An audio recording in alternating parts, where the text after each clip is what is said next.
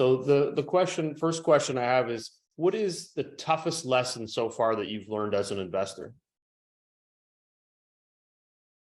Deal heat is what I would say for that, which is when the more time you invest in a startup, in a founder, the more time you invest in researching them, doing diligence, the more you want to invest in them. So have a structured process for diligence. And if you see red flags that you have identified that um, you are saying, and I want to invest if this happens, then follow that. In a game of finding exceptionalities, striving for commonalities, maybe an exercise in futility to an extent, but you can still find patterns that you can hang your hat on. Perfect.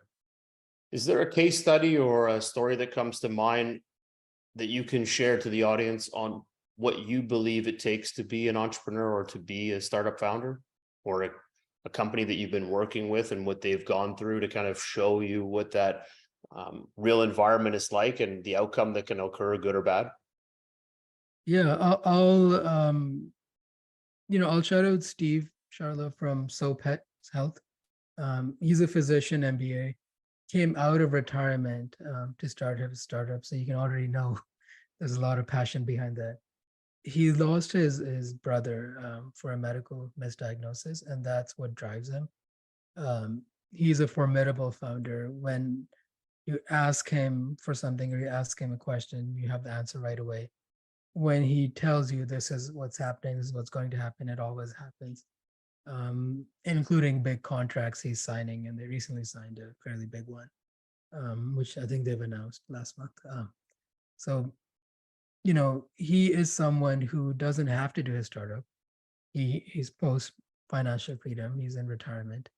Um, he is someone you can say he is motivated, he will move the earth to do this.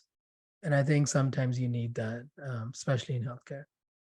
But he also has the humility to recognize the market conditions, to say, software NLP is out the gate and things are changing fast, and he needs to iterate fast to kind of keep on top of things.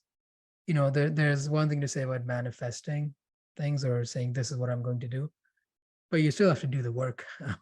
You still have to iterate. You still have to recognize, where things are going wrong. Keep a close eye on your startup. Keep a close eye on your people. He has, I believe, 12 engineers, and most of them are equity based. So I think he's running a very lean machine, and he's doing an amazing job. Love it. Great story.